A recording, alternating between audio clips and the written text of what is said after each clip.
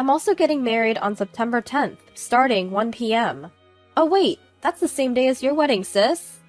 My younger sister teased, her eyes narrowed in a mocking grin. Same day, even the same time. It couldn't possibly be a coincidence. Aren't you just having a small family-only ceremony, sis? You don't even have 100 people coming? Aw, that's so pitiful. We're inviting everyone, not just family, but friends and coworkers too, for a grand celebration. Do whatever you want. I swallowed the retort and instead chose different words. My name is Sarah. I'm 30 years old, a full-time worker. I met Thomas, who is 3 years older, through a friend's introduction, and we registered our marriage just recently, after 2 years of dating. Thomas works in the food industry and is a sincere and kind-hearted man. We plan to have our wedding ceremony next month, with most of the preparations already done. While many of our friends chose to hold lavish ceremonies, we decided on a small, family-only affair. The reason? I didn't want my parents and sister mingling with my friends and colleagues.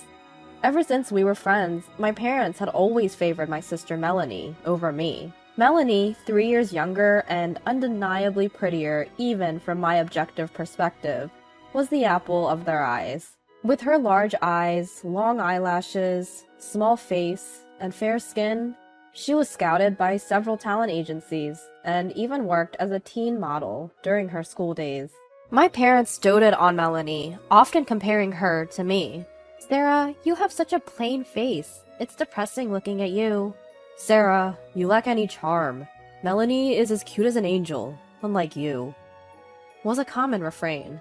They would buy new clothes and toys for Melanie, providing her for every whim, but I was not allowed to learn any hobbies.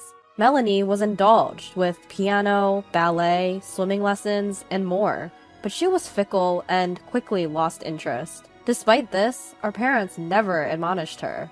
Even when Melanie failed tests due to her carefree lifestyle, they cheered her on, while scolding me harshly if I scored just average.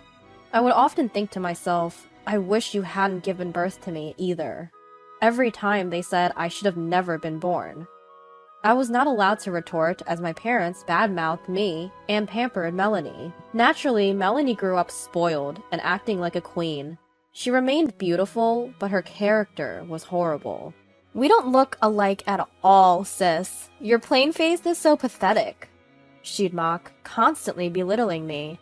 I didn't want to introduce my parents and sister to Thomas or his family, but my in-laws were aware of the complex relationship and didn't insist. However, my parents demanded a meeting, and reluctantly we arranged for a joint family dinner. The day arrived amid my anxiety.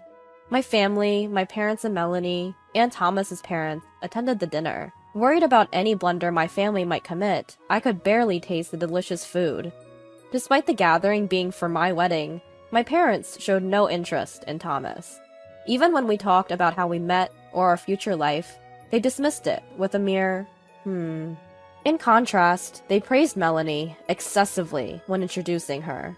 Even when my in-laws tried to shift the conversation to me, my parents would deflect, saying, "Forget about her, let's talk about Melanie."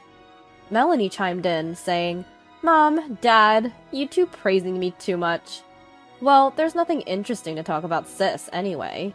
As expected, but still distressing to see, my bizarre family dynamic played out in front of Thomas and my in-laws, causing their faces to stiffen. My family, having had their fill of food and talk of Melanie, left without even a congratulatory word for our wedding. I was stunned that they hadn't even congratulated me on my wedding, when Thomas gently put his arm around me. I heard some of it, but I never thought they would be this terrible. You've had it tough, Sarah. My in-laws then expressed their heartfelt gratitude. Sarah, we know you've been through a lot. We're so happy that you're a part of our family now. Please feel free to lean on us like real parents from now on. Their words warmed my heart. I thanked them and finally voiced something that had been on my mind for a while. I'm thinking about having a small, intimate wedding because my parents and sister are, well, as you've seen, unpredictable.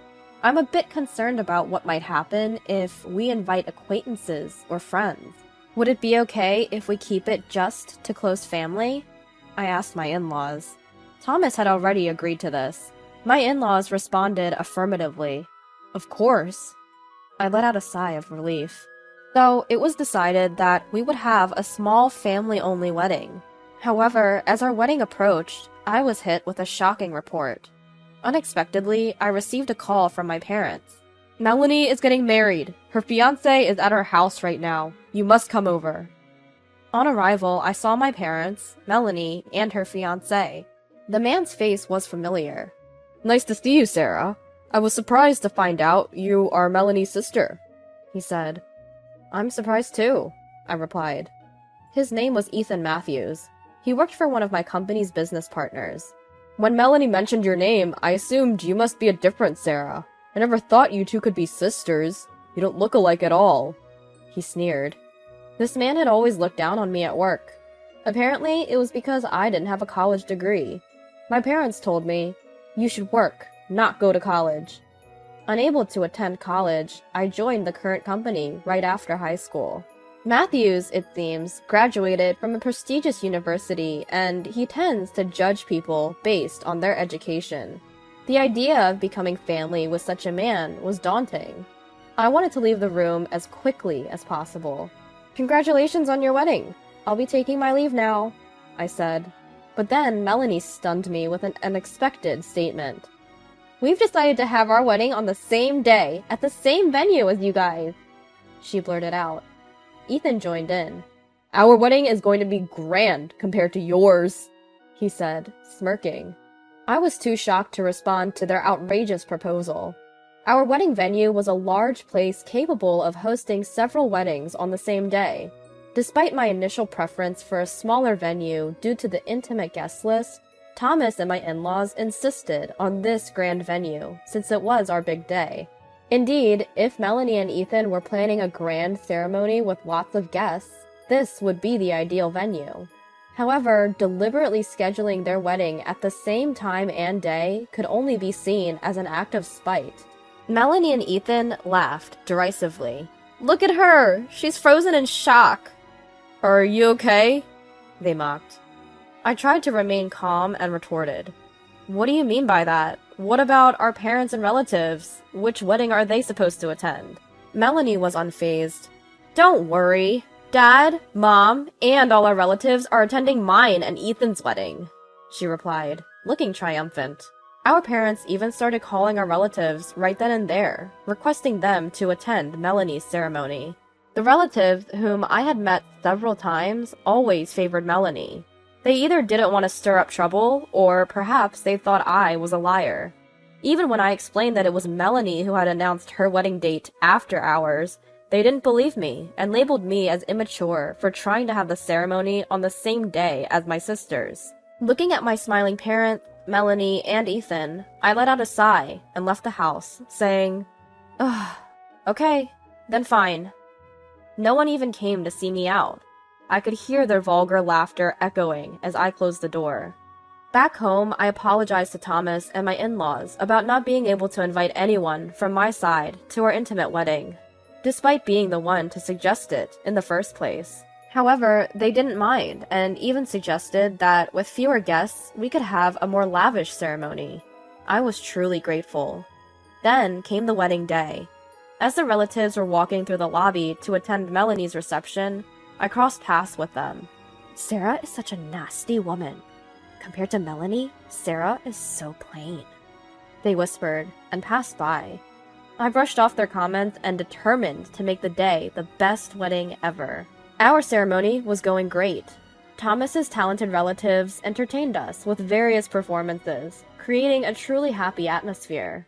Suddenly, amidst the celebration, we heard a voice shouting, "What is this?" Melanie, Ethan, my parents, and Ethan's parents all stormed into our wedding.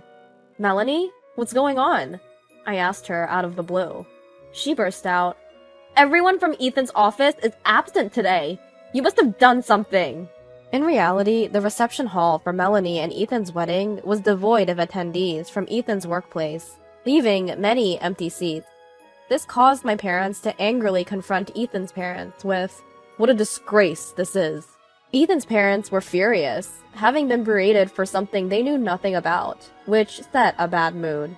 Melanie, in a panic, falsely told Ethan's parents that she and I had arranged our weddings to overlap on purpose, as we were not on good terms. Thus, she stormed into my wedding ceremony, suspecting I must have done something. My wedding was a disaster, and yet Sarah's wedding is full of happiness. It's infuriating, Melanie spat out. Melanie, calm down. I tried to reason with her. However, Melanie attempted to ruin the ceremony by shouting, "Attention, everyone! My sister Sarah is the worst person in the world. She has bullied me since I was a child." I tried to stop her. "Melanie, stop this!" But her tirade didn't halt. "I'm much more beautiful in a wedding dress than she is. She's always been envious of my beauty, and she's just a gloomy, depressing woman." Melanie continued with her baseless accusations. Ethan joined in, agreeing with her. "Exactly! Sarah is a high school graduate and totally useless." He went on. "That's why you shouldn't hire high school graduates. I, on the other hand, graduated from a top-notch university and I'm super talented. I'm even buddies with the CEO, so promotion is a certainty." He still went on telling how he is great. However, when Ethan noticed my father-in-law seated at the groom's family table, his face turned pale. He had been boasting about himself and disparaging me, but now he was shaking in fear. "Why is the CEO here?" he mumbled in shock. "Matthews, I'm disappointed in you," my father-in-law said with anger in his voice. Why is the CEO here?" Ethan asked in a panic, to which my father-in-law replied, "I am the father of the groom, Sarah's father-in-law." Ethan stood there, mouth agape in surprise. Indeed, my father-in-law was the CEO of Ethan's company. "The reception venue for your wedding was next to ours, and before our ceremony started, I ran into your guests. I heard everything, how you intentionally overlapped our son's wedding, date, and time to it." The CEO voiced his anger. Ethan's invited guests had been terrified by the CEO's fury upon learning the truth, so they had fled. "No, it's not what you think, sir. I had no idea. It was all Melanie's doing." Ethan desperately tried to explain. Melanie, however, looked at him in disbelief. "There's no way I would ruin Sarah's wedding. She's an important client's employee. What I said earlier was just a joke. I didn't mean it." Ethan continued with his flimsy defense, only to be cut off by my father-in-law's command. "Stop lying! I spoke with your colleague earlier. I heard about the derogatory remarks you've been making about Sarah," he informed Ethan, who searched for an excuse, but seeming to realize he was caught, hung his head.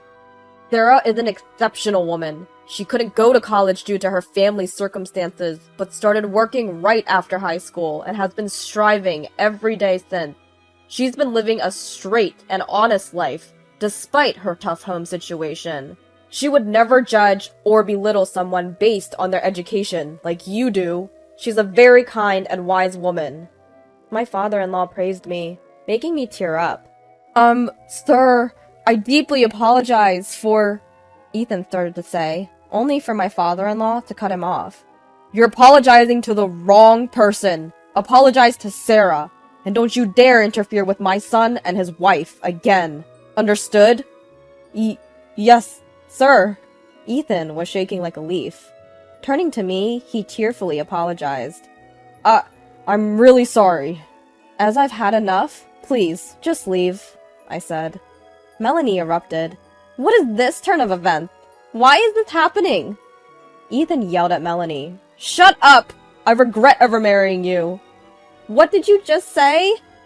Melanie turned red with anger. The two were squabbling and having a huge fight, when shortly the venue staff came over and ushered Ethan and Melanie out.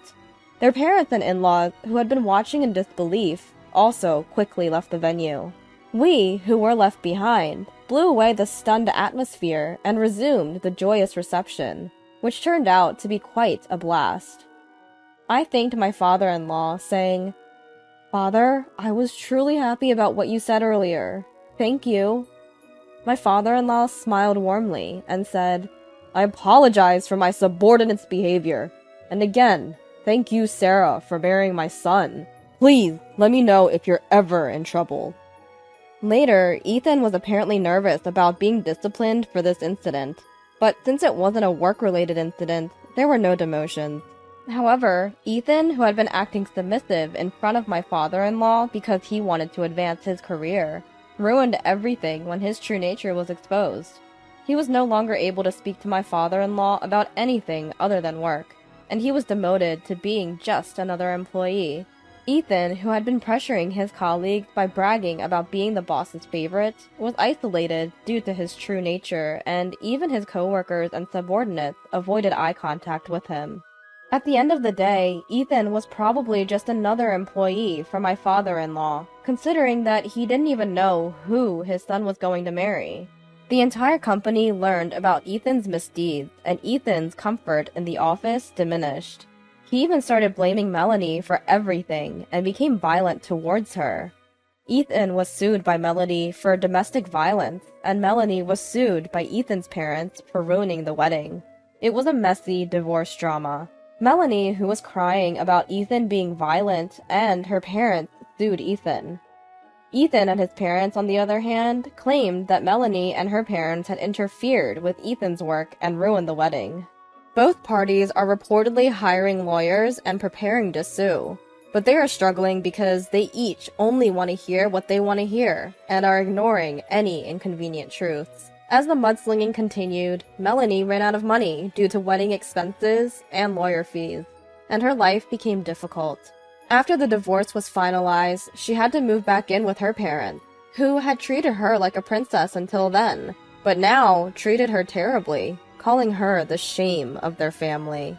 Although I didn't want to know, Melanie frequently called or emailed me to explain how tough her situation was. Even if I completely ignored her, I was still accumulating hundreds of missed calls and unread emails.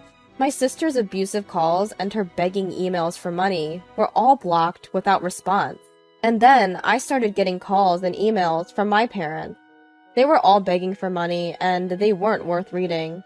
Whether they had spent too much money trying to show off at my sister's wedding, or they thought I would agree with them if they asked nicely, I don't know. But the volume was increasing, and it was becoming a nuisance, so I blocked them as well. I was prepared for them to come to my house, but they didn't even have the money for transportation to come here. Ethan's parents, who should be practically strangers to me, for some reason were begging me to mediate with my father-in-law. Recently, they even tried to follow me home, so I reported them without hesitation. They ran away every time the police came, but they have been increasing their stakeouts recently. Thanks to the increased number of reports, the police have strengthened their patrols, so things have been peaceful for now. I am building a warm home with my kind mother-in-law and father-in-law, thinking that they are my real parents, not my biological ones. I feel the calmness of a real family, which I had only heard of in rumors. There's no such thing as daughter-in-law bullying here, and I'm feeling the reality that family can be such a warm thing.